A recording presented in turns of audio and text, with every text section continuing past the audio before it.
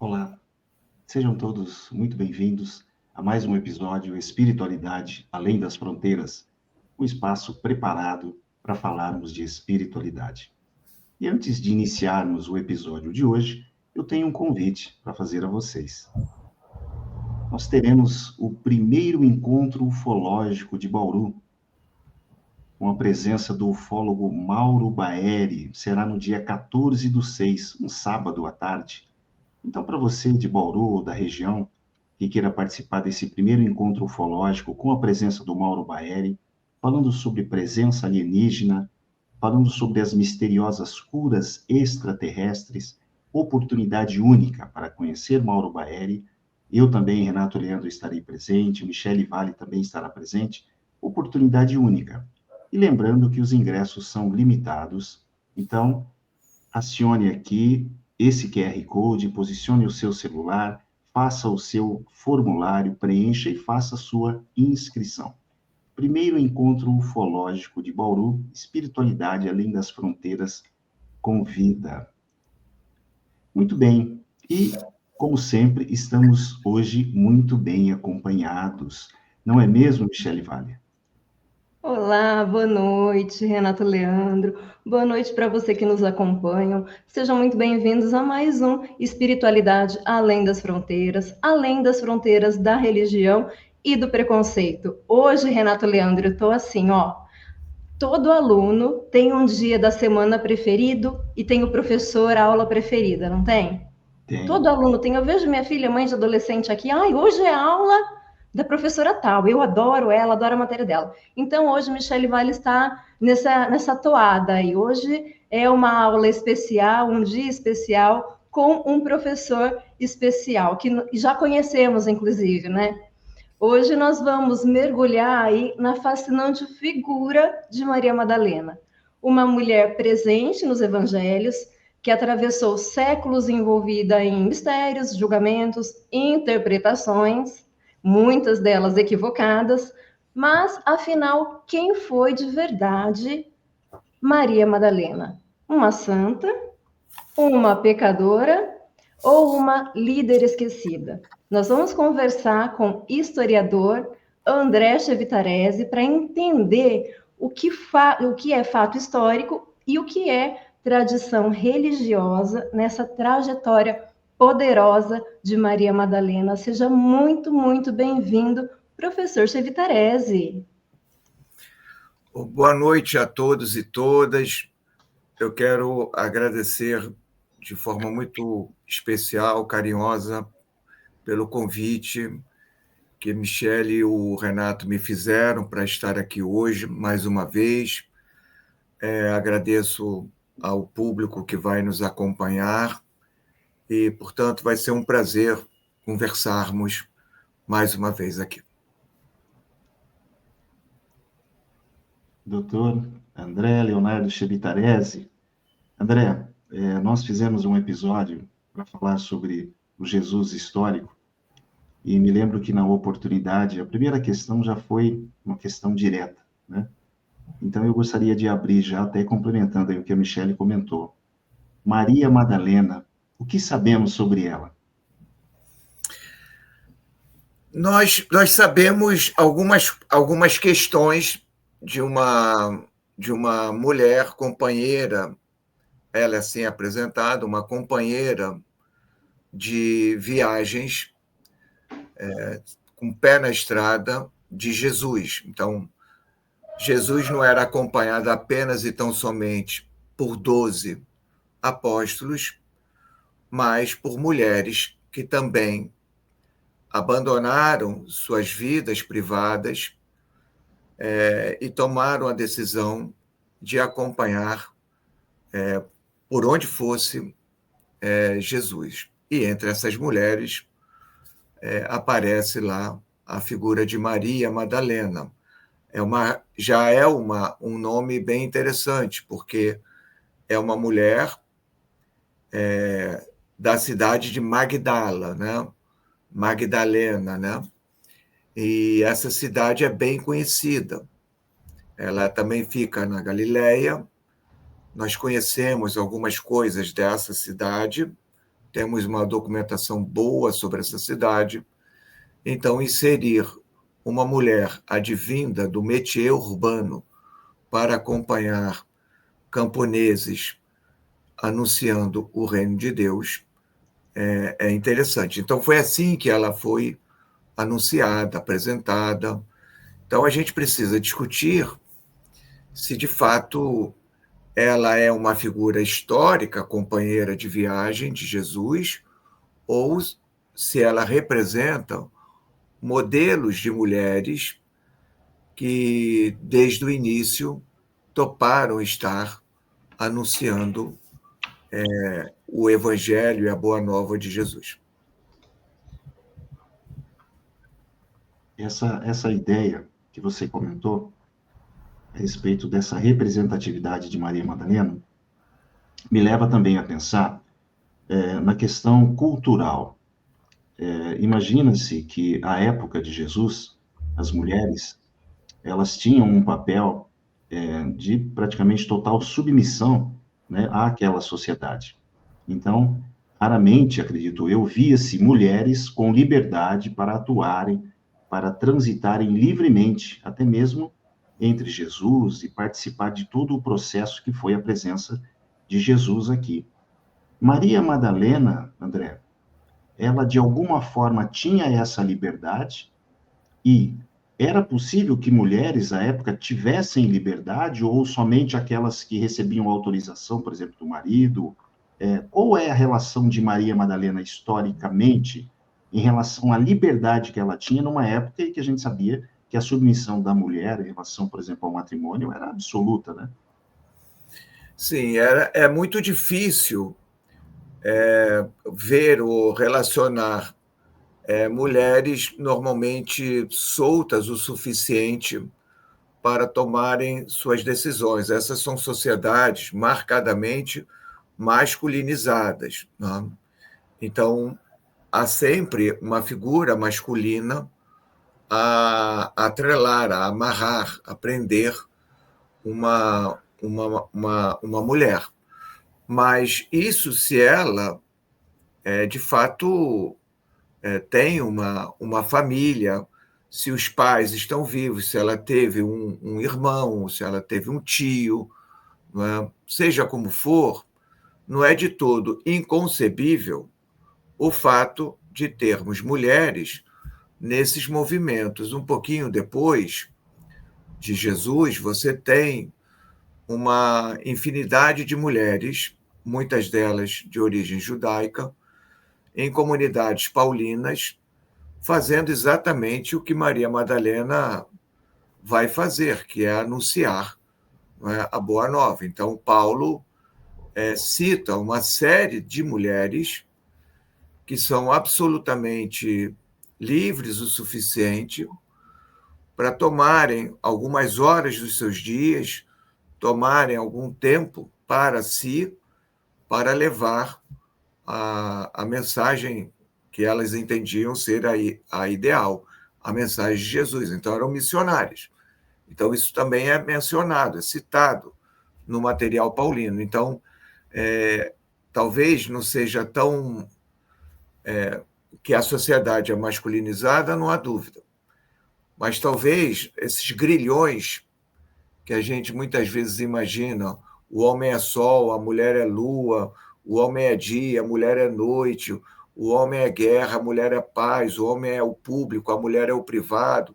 Quer dizer, essas dimensões polarizadas, talvez elas sejam muito mais fruto de tipos ideais, não é, do que propriamente o que a realidade apresenta. Talvez as gradações de cinza entre esses extremos possa exemplificar mais e falar mais, não é, dessas movimentações de mulheres. Certamente, se elas estivessem sozinhas nas estradas, aí pareceria um tanto quanto suspeito, porque as estradas são locais de perigo. Você fica exposto, você está andando e às vezes vai andar algumas centenas de quilômetros e você tem que dormir pela estrada mesmo, né?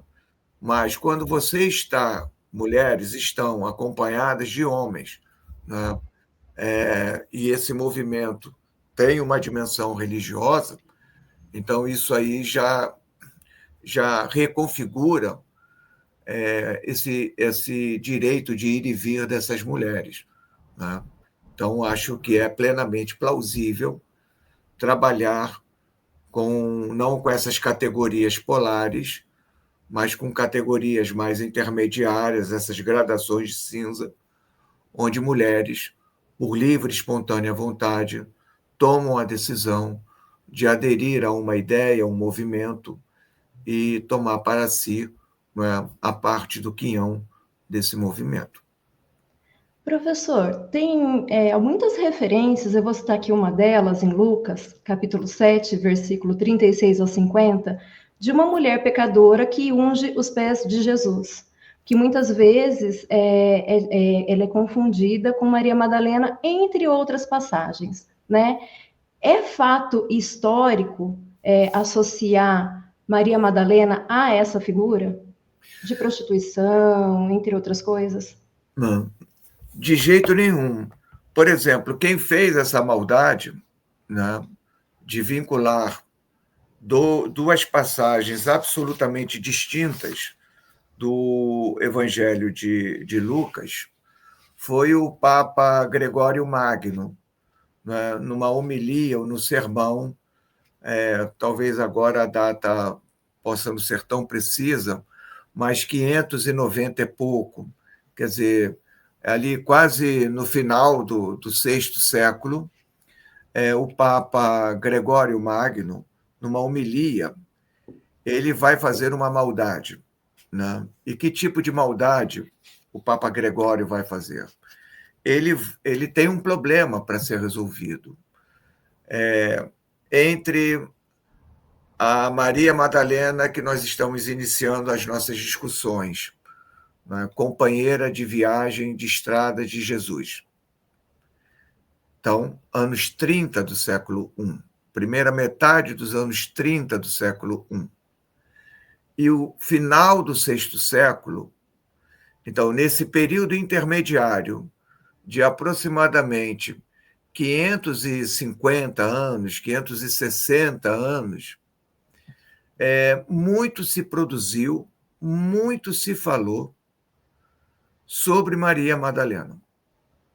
Então, o fato de se ter um evangelho de Maria Madalena, o fato de Maria Madalena muitas vezes protagonizar conversas, diálogos com Jesus, o fato de Maria Madalena, né, ganhar notoriedade dentro de um mundo cristão marcadamente falocrático, onde os destaques deveriam ser atribuídos aos homens, aos portadores dos falos, não é? A um mundo e uma sociedade fortemente masculinizada. Então, o fato de se falar de Maria Madalena, e a gente vai poder abordar isso, fez com que Gregório Magno fizesse essa junção de dois passos distintos. Ele vai juntar a passagem do capítulo 7, versículo 33 e seguinte, uma mulher, né, que é dita, que é atribuída como sendo de má fama, né, que até vai se fazer observação. Se Jesus soubesse de fato quem é essa mulher, ele teria impedido o ato, né, de ela se aproximar e tocar nele, com o capítulo 8, versículo de 1 a 2 do mesmo Evangelho de Lucas. Então, aqui no capítulo 8, do versículo 1 e 2 de Lucas, né, disse que de Maria Madalena saíram 7 demônios. Né? E então o que Gregório faz é pegar essa passagem dos tais 7 demônios e vincular com essa mulher, né, do capítulo 7, que é lida e pensada como uma prostituta. Então, uma forma de diminuir o tamanho de Maria Madalena na tradição cristã é o problema que o Papa Gregório quis resolver. Então, para diminuir esse tamanho, ele diz: Maria Madalena é fantástica, é maravilhosa, porém, era uma prostituta arrependida. Quer dizer, ela mudou, ela não é, tomou tenência na vida, mas lembre-se, era uma prostituta. Não, ela nunca foi uma prostituta, nunca. Né? Então, é como se uma jovem, aos 13, 14 anos, resolvesse tatuar o seu primeiro grande amor, não é? A primeira descoberta de um namorado. Mas o tempo passou e outros namorados vieram até que ela encontra, se é que ela quis encontrar alguém para ser feliz para sempre. Ela gravou, né, no braço, no pé, onde ela quis gravar, o nome daquele primeiro namorado. E agora, como fazer? Ela vai precisar, então, apagar e refazer aquela tatuagem. Né? Então, foi isso que fizeram nessa homilia feita pelo Papa Gregório Magno. Ele grava na pele de Maria uma tatuagem. A tatuagem de ela ser uma prostituta. Só que uma prostituta arrependida. Então, essa é a marca que é feita. E, por incrível que pareça, muito embora isso tenha sido feito uma revisão no contexto do século XIX, né, onde Maria Madalena... Porque o Papa não erra. Então, se o Papa não erra, não pode dizer o Gregório errou. Né? Mas não é, se verificou, né, que Maria Madalena não era uma prostituta, virou uma santa da igreja.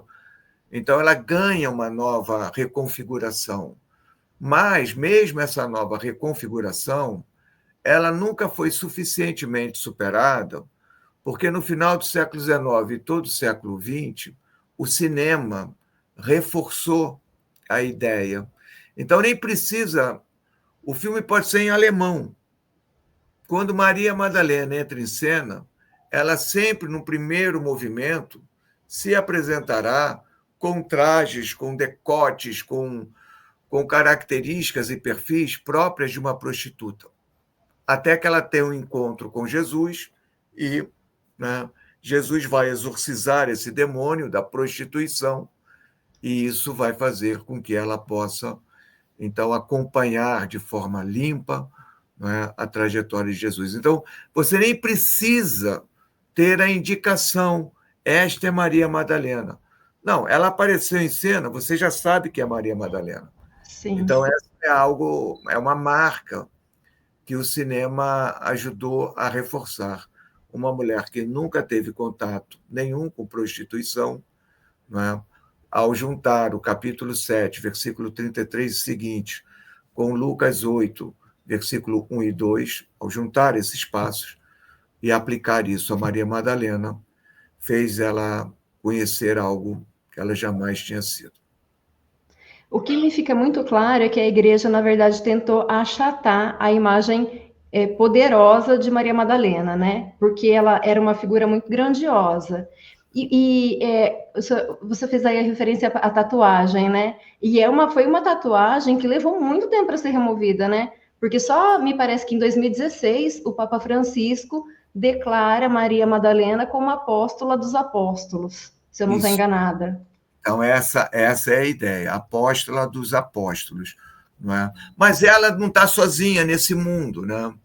Nós temos um caso citado por Paulo, Paulo reconhece a presença de um casal, não é? Que é marido e mulher, ele reconhece a presença dessas pessoas, e o nome de uma delas, o nome da mulher, chama-se Júnia. Né? E Júnia, Paulo diz, né, é um caso muito específico, muito particular, tratar-se de uma apóstola. Ele não é que a gente suspeita que era uma apóstola, não é? Ele diz que Júnia, não é, era uma apóstola. Os nossos o pessoal que está nos acompanhando aí, né, podem abrir, se quiser, na carta de Paulo aos Romanos, uma carta datada de meados dos anos 50, normalmente ali pensado entre os anos 54 a 56, no capítulo 16, no versículo 6. Então, Paulo diz, saudai, versículo 7, né? 16, versículo 7. Saudai Andrônico, o homem, e Júnia, meus concidadãos e meus companheiros de prisão, que tão notáveis são entre os apóstolos e que já estão em Cristo antes de mim. Quer dizer, muito antes de Paulo ingressar no movimento, já tinha uma apóstola chamada Júnia ali. Mas a tradição, ela vai tirar o nome Júnia e vai falar de Júnio. Quer dizer, muda o nome. Não é? Por quê? Masculinizou. Porque isso seria um problema. Afinal, Jesus só fez 12 apóstolos. Né?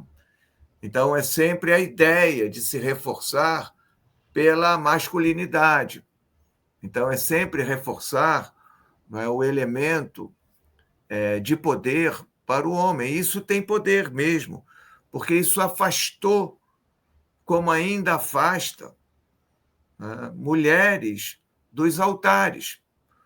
Praticamente nas igrejas ortodoxas, Igreja Católica Apostólica Romana, nas igrejas protestantes históricas, praticamente as mulheres estão excluídas dos altares. Né? Elas comumente ficam restritas a serviços muitas vezes subalternos, né? Em relação aos homens, sob o argumento de que Jesus fez 12 apóstolos. Então vejam que Maria Madalena ela goza de um papel importante nesse papo e nessa discussão, porque isso remete a quem é de fato apóstolo. Né? Então a gente não tem como fugir de uma passagem absolutamente fantástica que faz parte do Evangelho de João. Né? Então, não é nem um evangelho que eu diria fora do corpus neotestamentário. Ao contrário, é um evangelho que constitui um dos textos mais lidos.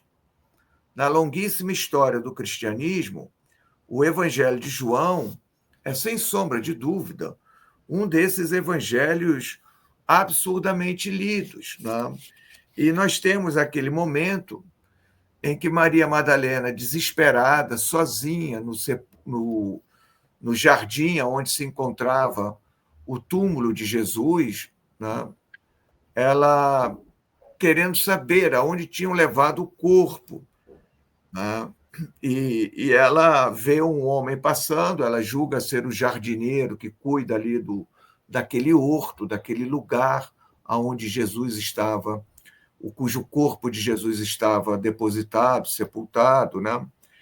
E esse jardineiro diz, mulher, isso no capítulo 20 do Evangelho de João, versículo 13, mulher, por que choras? Ela diz-lhes, porque levaram o meu Senhor e não sei onde puseram. Enquanto ela dizia isso, voltou-se e vê Jesus de pé, e não sabia que era Jesus. Jesus diz-lhe, mulher, por que choras? Ele repete a pergunta. Quem procuras? Ela, pensando que ele é o jardineiro, diz-lhe, Senhor, se o levaste o corpo, diz-me onde o puseste e eu o levo. Diz-lhe Jesus, Maria. Ela, voltando-se, diz-lhe em hebraico, Rabuni.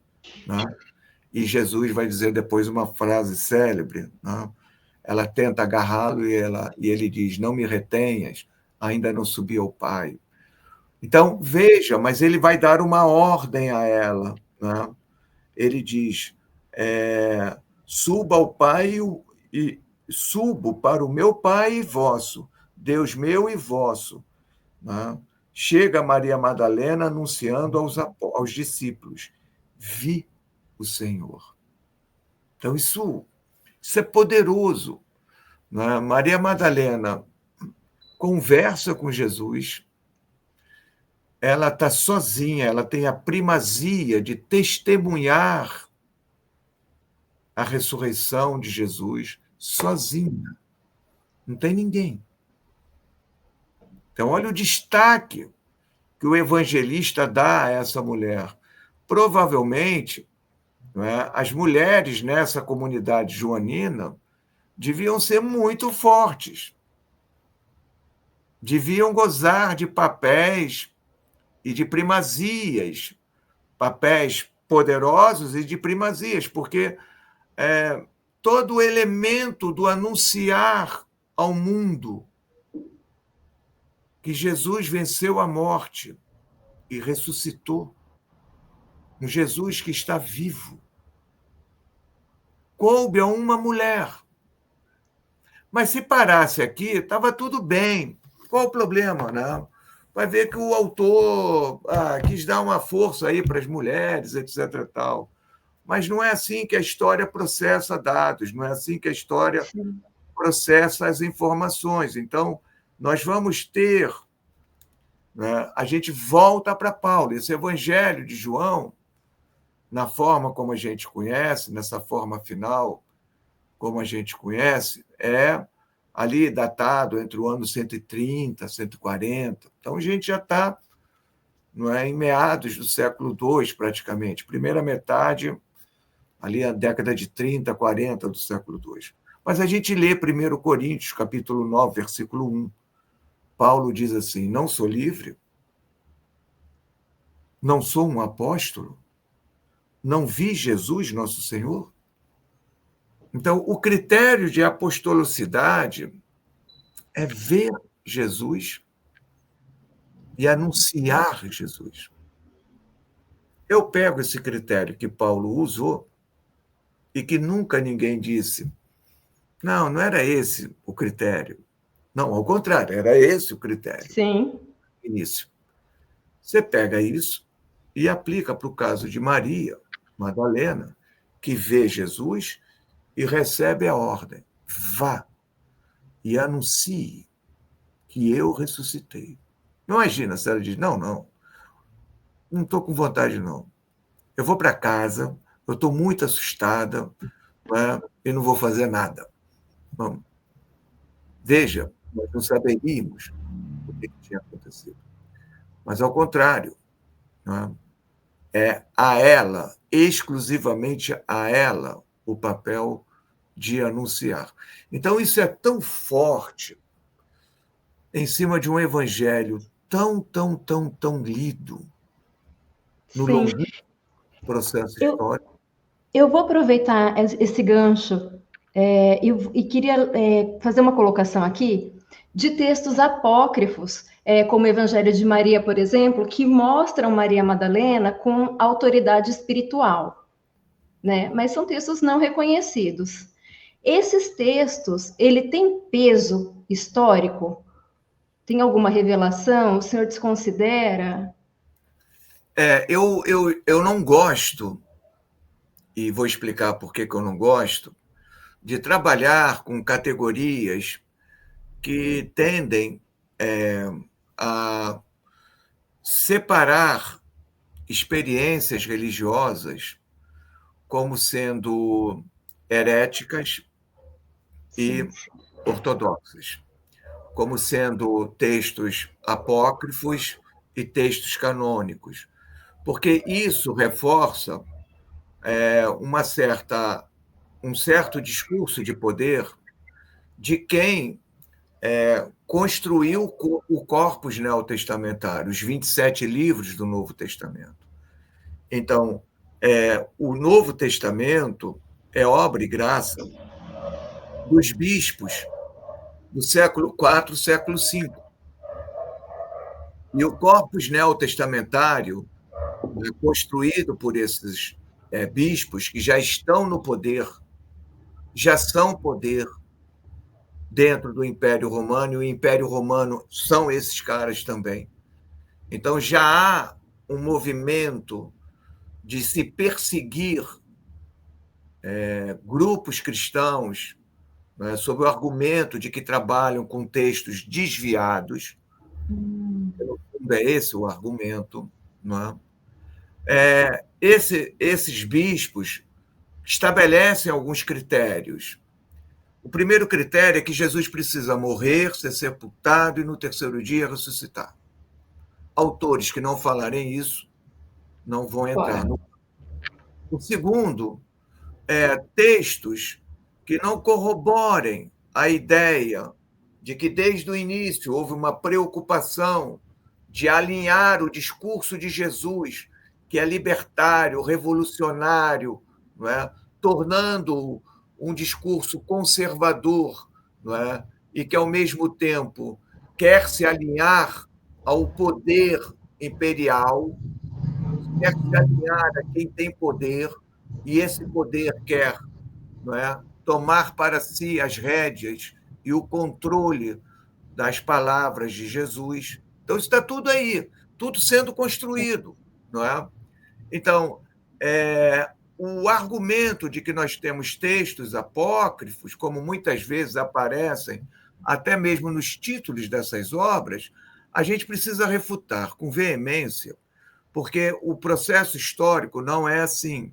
Atrás de cada texto tem uma experiência religiosa ali vivida.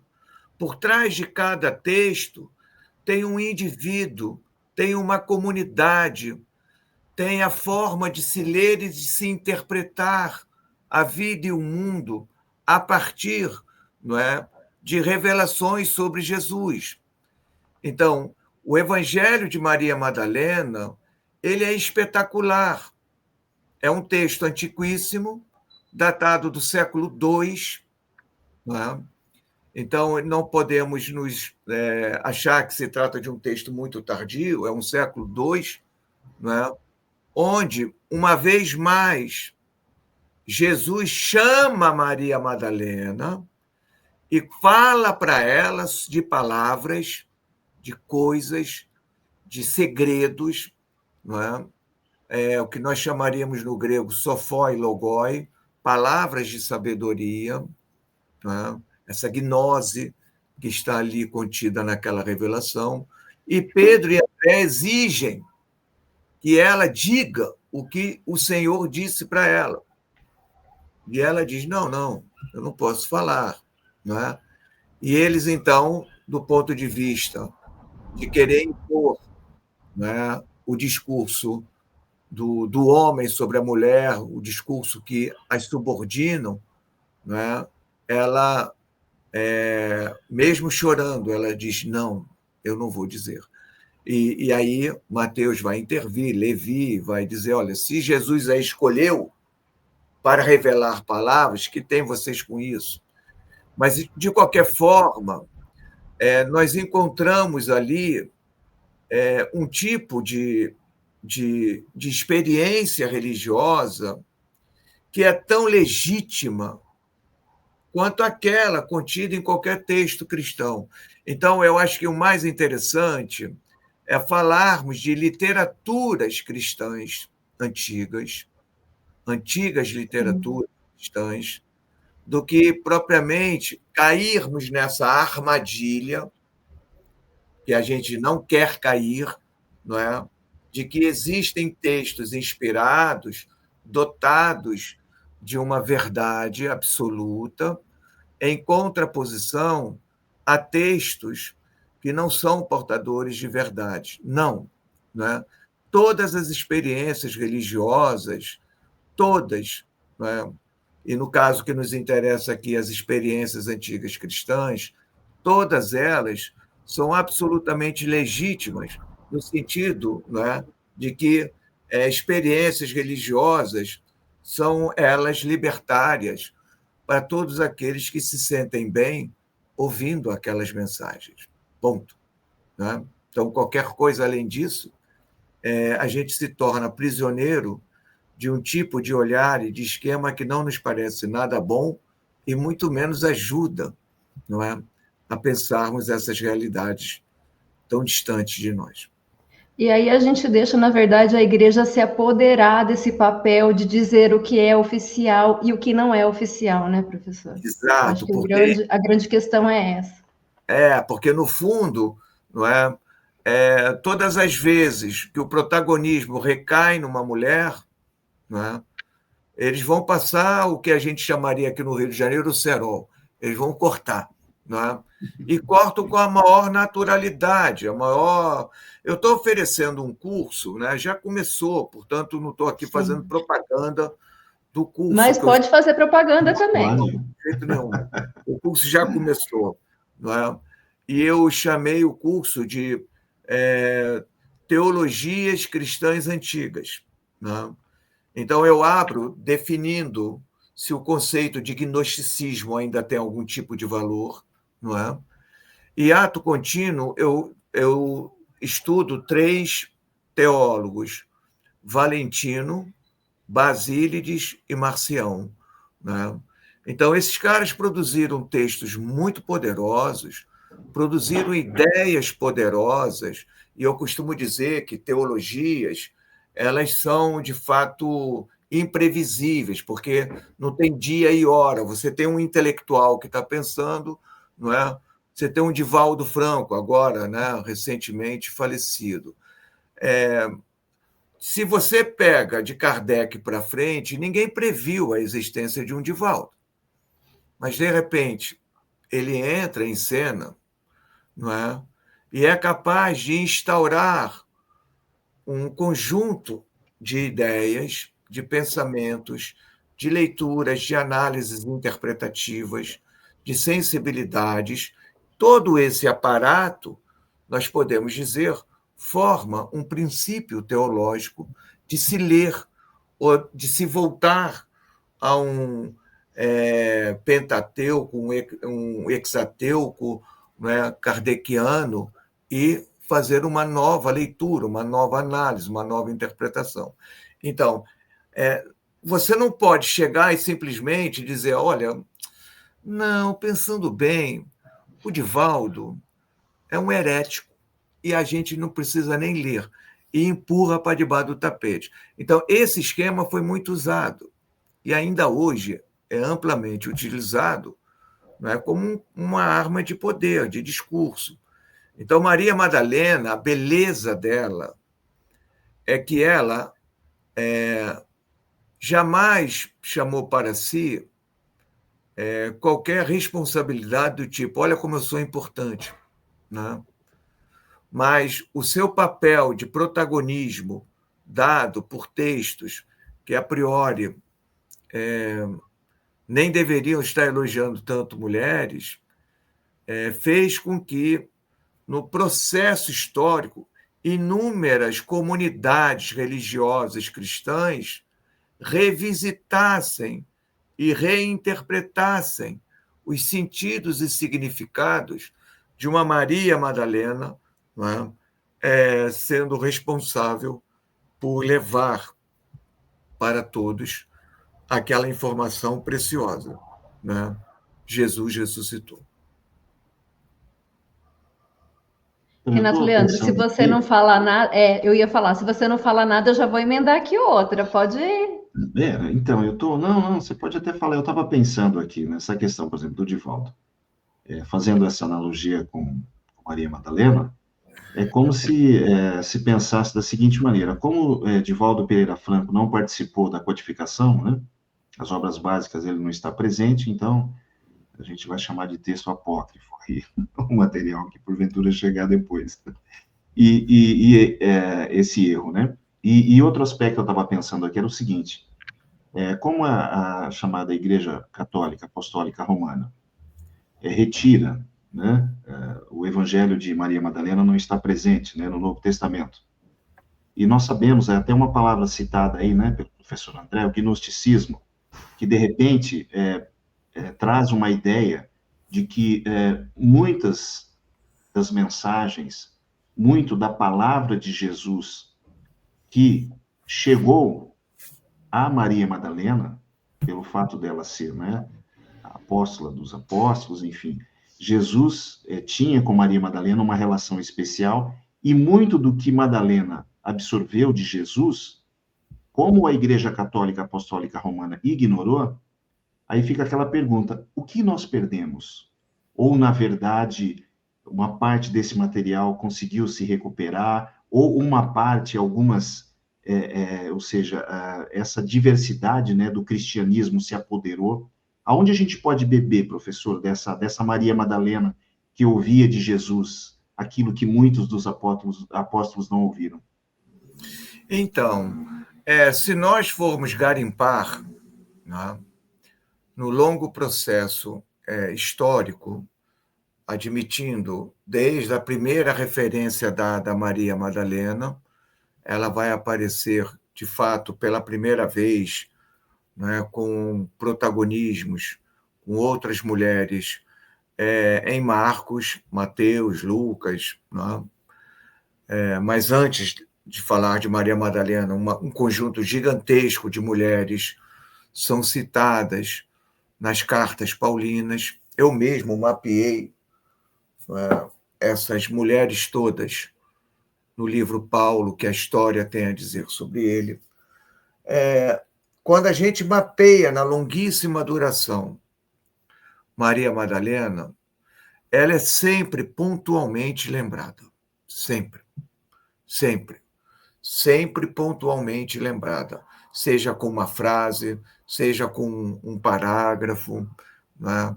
Então, a própria presença de Maria Madalena nessa longa duração faz a gente considerar que muitas mulheres, isso que é o ponto que eu acho que é importante, muitas mulheres tomam suas decisões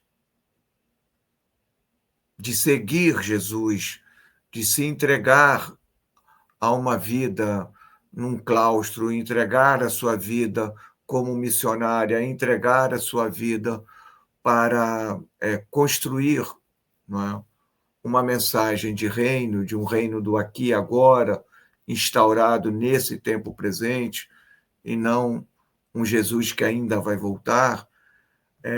Muitas tomaram Maria Madalena como uma referência, como um modelo, não é?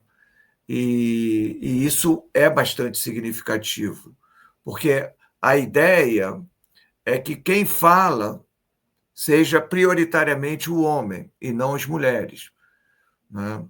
Mas se você encontra em textos, mesmo de homens, né,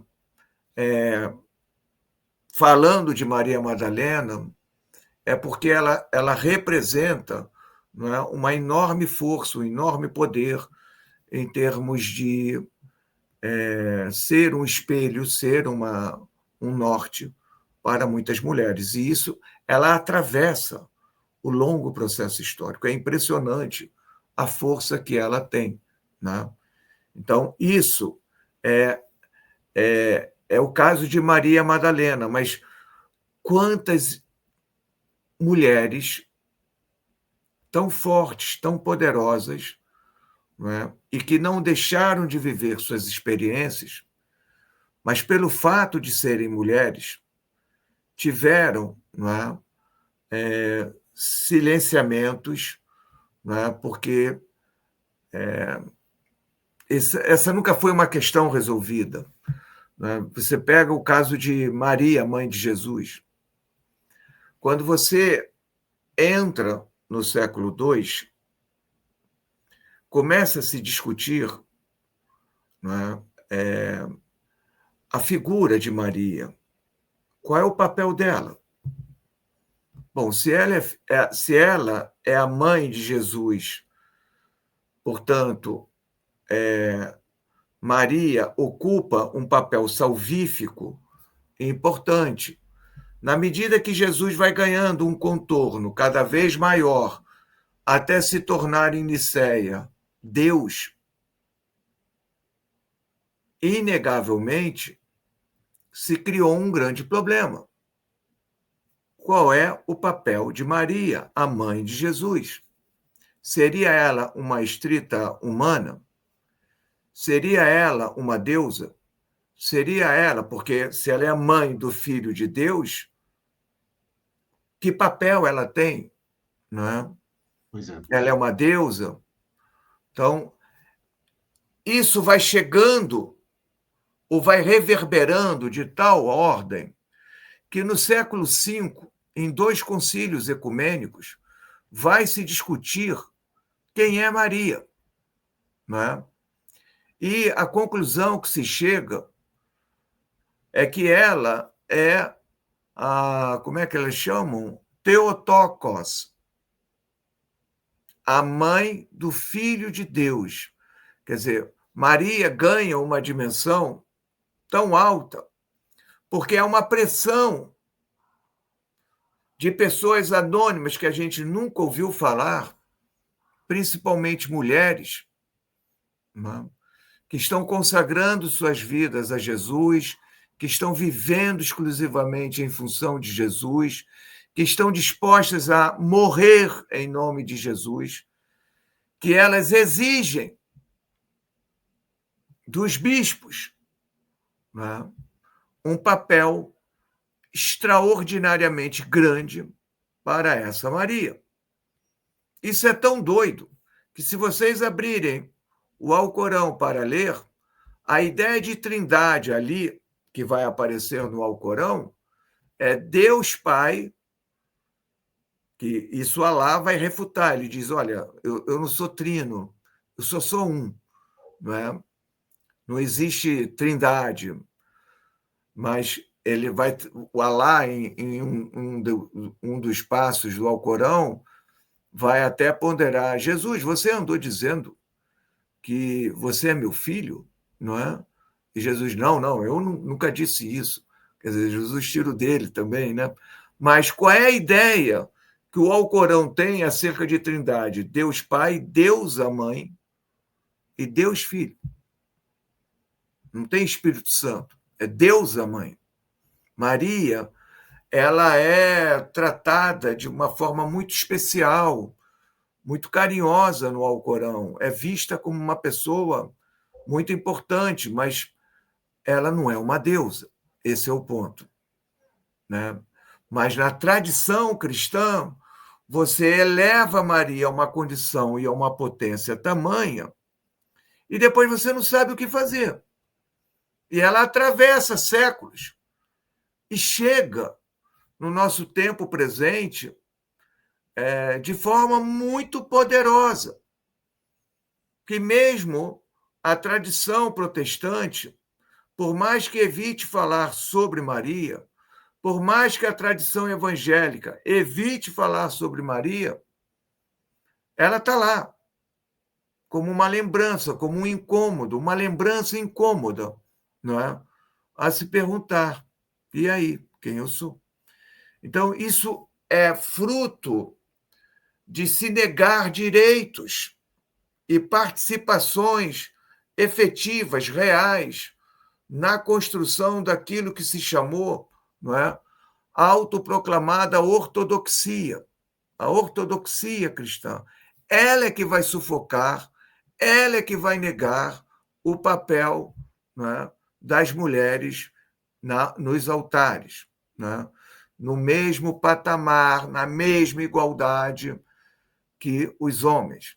Então, esse sufocamento vai respingar em algumas poucas mulheres, como uma Maria, mãe de Jesus, uma Maria Madalena, mulheres poderosas, né, que estão sistematizando forças que estão sufocadas, que demandam e exigem reformas dentro dessas igrejas, né, mas que, infelizmente, né, ainda se usa o velho jargão de que Jesus só fez 12 apóstolos, né, contradizendo a própria documentação. Sim. Então, André, gente, desde que o mundo é mundo, existe o protagonismo das mulheres, né? E que pena que nós evoluímos tão pouco dentro dessa religião, uma vez que ainda grande parte das pessoas estão lá, né? Exato. Evoluímos quase nada. Agora, os outros campos que foram sufocados, quando a gente os lê, os tais documentos apócrifos, quando a gente lê, né, as mulheres estão lá, tal como estão também na ortodoxia. Você pega aqui o material paulino, é impressionante a quantidade de mulheres elogiadas por Paulo, por nome. Ele nomeia essas mulheres, dizendo da relevância, da importância delas na disseminação do chamado evangelho, da Boa Nova. Mas diante de todos esses olhares, o que fica é que no processo de negociação que ocorre entre o campo que nós chamamos autoproclamado, ele não é ortodoxo, ele é autoproclamado ortodoxo, porque o cristianismo é multifacetado.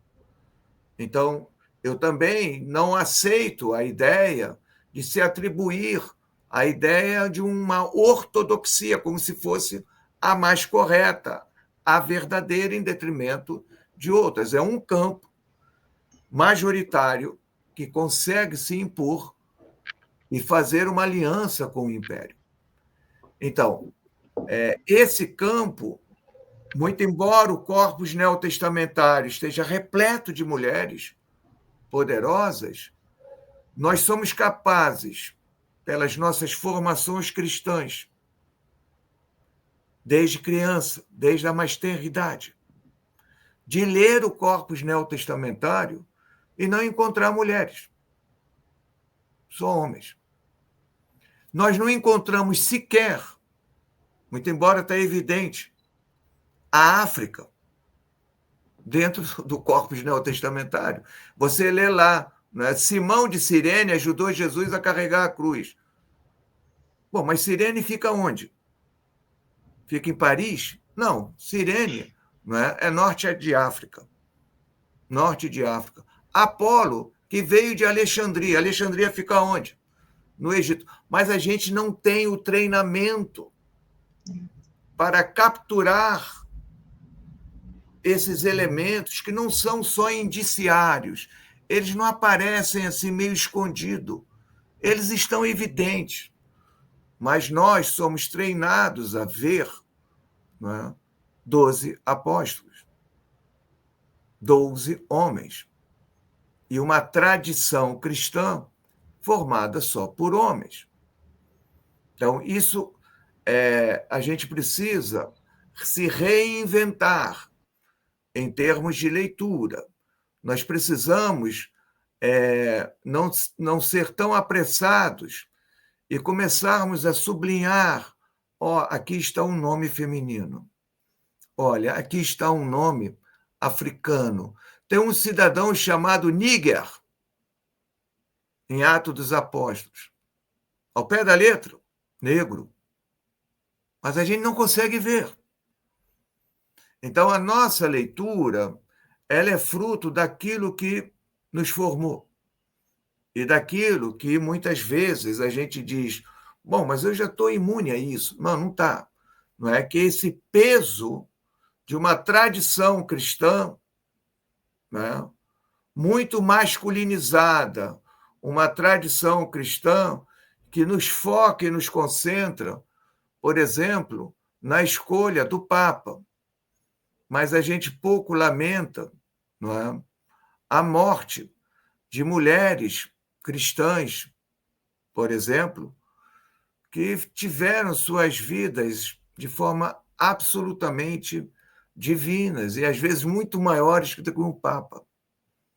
Então, é a questão do olhar, é a questão do ver. Não é?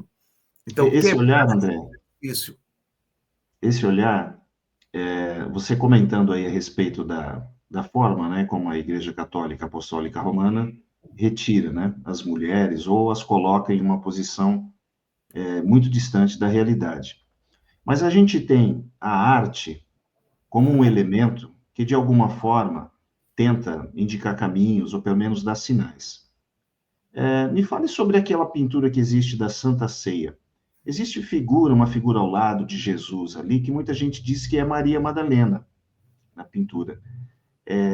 Isso é uma ideia que tem algum cunho de verdade? Como que você vê essa ideia da arte sendo elemento, né, para trazer um pouco de realidade para nós? Então, no caso ali da última ceia ali, da pintura de Leonardo da Vinci, quem explorou bastante isso, do ponto de vista do romance, né, foi Dan Brown, pelo menos mais recentemente, foi aquele que mais enfatizou, que mais chamou a atenção de que havia ali uma mulher, né, entre aqueles discípulos. Né? Mas os grandes comentaristas, os grandes intérpretes da pintura, não, eles são categóricos em afirmar que não se trata de uma mulher. Agora, eu tenho mostrado, né, e trabalhado com os retratos da Última Ceia em perspectivas que fogem de um circuito mais europeu. Né? Então, pinturas de uma australiana, pinturas de uma coreana, onde as representações da Última Ceia elas são intencionalmente feitas, pintadas, né, com mulheres, porque quer causar o mal-estar, quer causar aquele incômodo, quer causar um problema. Não é? Não um problema de você ser um detrator da fé, não é isso. Fé, eu sempre digo que é uma questão extremamente subjetiva. Não é? Ninguém tem o direito de intervir, de querer criticar ou negar a experiência de fé que um sujeito tem, que uma pessoa tem. Não é? Então, você pode viver uma experiência plena de fé e outros podem não viver essa experiência. O importante é respeitar. Mas, às vezes, a arte, eu tenho visto muitas vezes a arte, ela sendo um papel de produzir mesmo reflexões. Né? E se a Última Ceia fosse toda ela de mulheres, o que mudaria na tua vida? Né? E, de repente, você observa que não mudaria assim, nada. Ao contrário, não é? O mundo seria muito mais inclusivo, o mundo seria muito melhor. Muitas das violências que mulheres sofrem, não é? Por minuto, não só nesse país, mas no mundo inteiro, não é? Certamente a cura estaria, não é? Em experiências religiosas mais inclusivas, muito mais inclusivas. Não é? E se diz que Jesus é amor, pelo menos o Evangelho de João, né, até mesmo inserir Maria Madalena nesse centro de discussão que é essa nossa reunião de hoje aqui, nessa nossa live de hoje, e se Jesus é de fato amor, não é?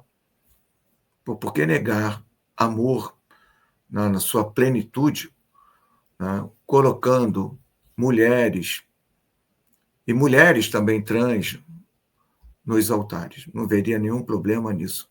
Né? O mundo seria melhor, com certeza. Né? E certamente respeito, né, estaria sendo pautado ali numa melhor perspectiva. Então, eu vejo que os usos e abusos dados num longuíssimo processo histórico, e não só a Igreja Católica Apostólica Romana, as igrejas ortodoxas também seguiram o mesmo padrão. As igrejas protestantes, sob muitos aspectos, apesar de algumas reformas mais recentes, seguiram o mesmo padrão. As igrejas cristãs, de alguma forma, querem reforçar aquilo que não está no corpus neotestamentário, que é a presença de mulheres como protagonistas. Isso não está presente no corpus neotestamentário. Mulheres são protagonistas nas comunidades paulinas e nós vemos mulheres protagonistas diante da cruz. Elas não fugiram, os homens fugiram, elas é que ficaram na cruz, e essas são as mulheres que vão visitar o sepulcro de Jesus. Nunca aparecem homens lá visitando o sepulcro de Jesus. Então, são elas que vão descobrir, são elas que vão anunciar. Então, é isso que eu, Xavier Tarese, vejo no corpus neotestamentário, mas sei do quão difícil é, apesar de estar lá no texto, nós vermos essas mulheres ali, porque a educação que a gente recebe não é essa de encontrar essas mulheres, mas é de encontrar o bispo, o padre, o pastor. Aí fica difícil.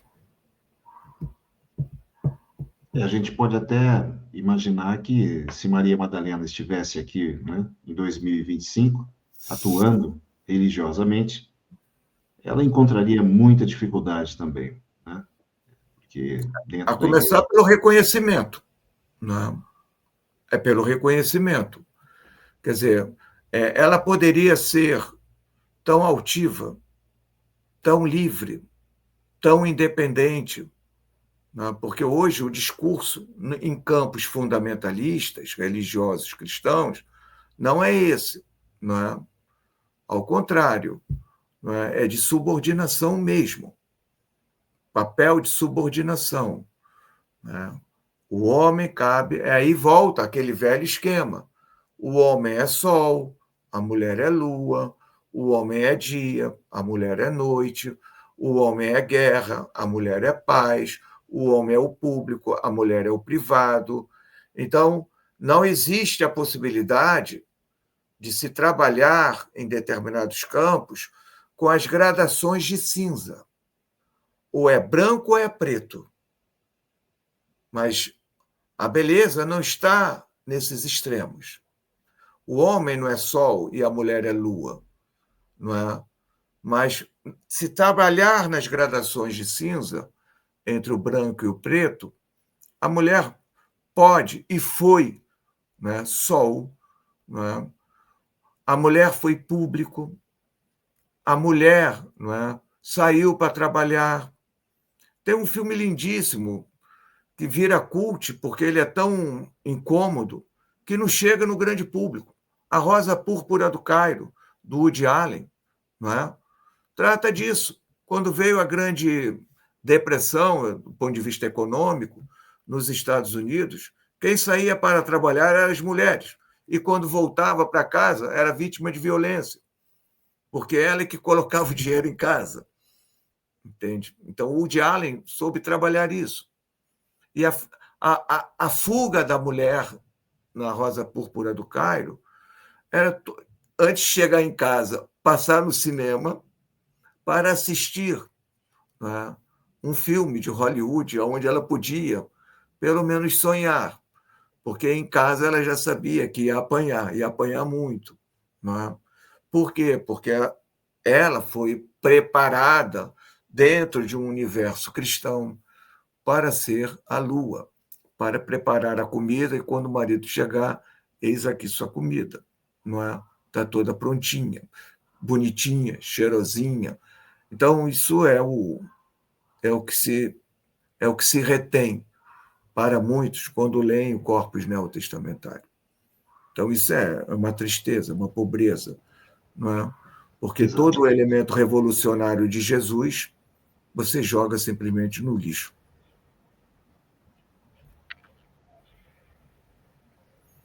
Verdade. Bom, André.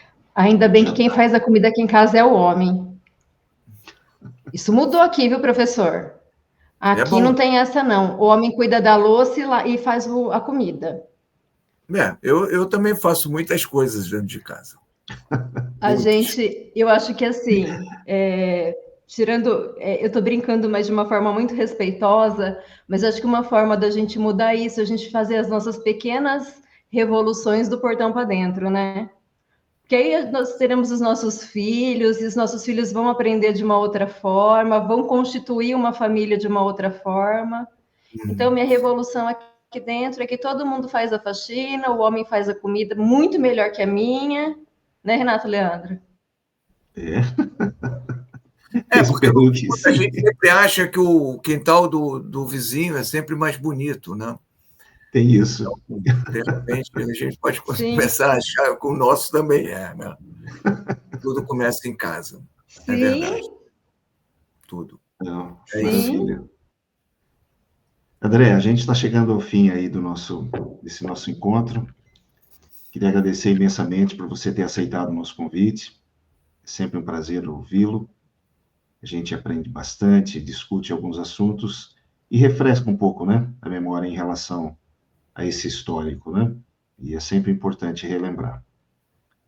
Fique à vontade, André, para você comentar alguma coisa sobre algum curso que você esteja em andamento, alguma coisa que você vai iniciar. A palavra é sua. Não, eu só queria agradecer, não é, por voltar a estar aqui na página com vocês. Eu não tenho, nesse momento, nada assim a oferecer, a não ser o convite para que esse público que vai nos acompanhar, que possa conhecer um pouco o meu trabalho, arroba, não é isso? André Chevitarese, é Instagram, isso. E também o YouTube, não é? Ótimo. Então, é que eles possam conhecer e fuçar lá e descobrir um trabalho que a minha preocupação é essa, um trabalho de divulgação científica, né? Então, como um professor, pesquisador da área, eu procuro trazer sempre conteúdos, ideias que dizem respeito a outras perspectivas de se olhar essas origens cristãs pelo que a ciência tem produzido. Uma ciência histórica, antropológica, arqueológica, não é? E descobrir que é possível tratar de temas sensíveis como as origens cristãs sem que se tenha que discutir fé. Fé, como é uma questão subjetiva, ela não precisa entrar nessas discussões. Ao contrário, que as pessoas só queiram colocar um pouquinho só os olhos para fora da caixinha religiosa para descortinarem um mundo mais bonito, mais interessante. Então, fica o convite para conhecerem lá o André Chevitarese do Instagram e do YouTube. Maravilha. É isso. Obrigado. Muito bom. Muito bom, porque eu percebo você assim, instigando a gente, fazendo a gente pensar, trazendo outra perspectiva, outro ponto de vista, e aí a gente fica assim, meio que um tapa de luva de pelica, né? Falar, nossa, realmente eu ainda estou um cadinho atrasada em relação ao que eu conheço da história mesmo, do que realmente é a história e que é o que nos construiu, né? A gente é resultado dessa construção. Então, muito obrigada, professor. Mais uma vez, foi muito especial e muito bom tê-lo aqui conosco. Não, eu que agradeço. Mas só para fechar aí bem rapidinho, mas a beleza, né, do diálogo é exatamente isso. Porque você imagina, muitas vezes você vai assistir uma palestra e o outro não pôde ir, e esse outro te pergunta como é que foi a palestra. Você diz, muito bom, foi muito boa. Sim, mas qual é o detalhe? Não sei, eu sei que foi boa. O legal é quando você entra de uma maneira e sai de outra maneira, né? E sair de outra maneira, ficaram questões que não foram dadas as respostas. As respostas, você bota aí a cabeça para funcionar e busca, não é? Você mesmo responder, porque é isso que faz, não é, um pouco a tese do Marshall Salles, a gente se transformar todos os dias para continuar sendo o que somos. É isso. Maravilha. Valeu. Muito bom. Lembrando que, se esse tipo de conteúdo faz sentido, curta, comente, compartilhe, porque falar de espiritualidade é bom demais da conta. Fiquem com Deus. Até a próxima. Até. Tchau, tchau. Até. Obrigado, André. Até.